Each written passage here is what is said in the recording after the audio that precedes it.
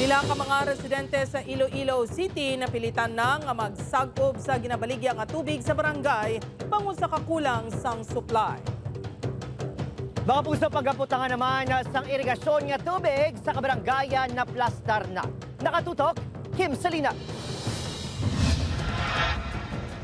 Madamo sang bubon nga pwede kuhaan sang tubig sa barangay Ortiz City proper. Apang subong, tubig dagat na ang sulod sa mga ini.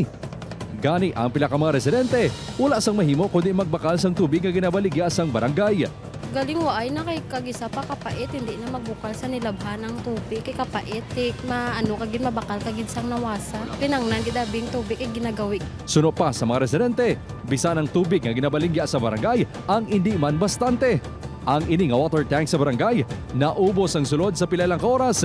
Gani ginpila na nga daan ni Cherilyn ang iya container.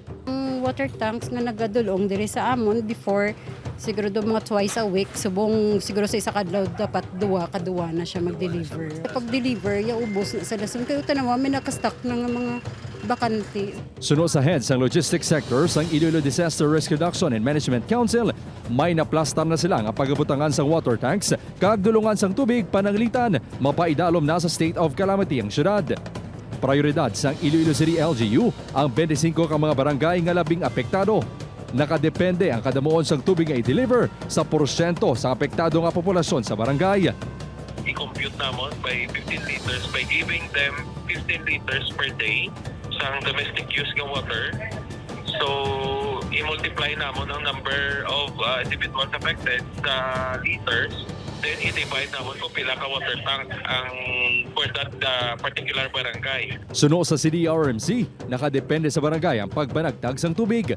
Sa barangay Ortiz, plano nila nga limitahan sa 10 ka containers ang kada pamilya sa kada adlaw. So ang plano namon is siguro nag-limit kami sa tag 10 ka containers na anay per family. Then kung may sobra gid man, na lang gusto na sila. As long nga may ara punod ang tanker. Suno pa kay Magno, natala na nga mag-deliver sang tubig ang LGU sa ila sa Abril 23. Napakikagutan naman sang CDRMC ang mga bulk water supplier. Una na agin pahayag sang LGU nga 10 million pesos nga quick response fund gamiton sa pagbakal sang tubig kag water tanks. Upod Kirmel Porquia, Kim Salinas. 1 Western Visayas.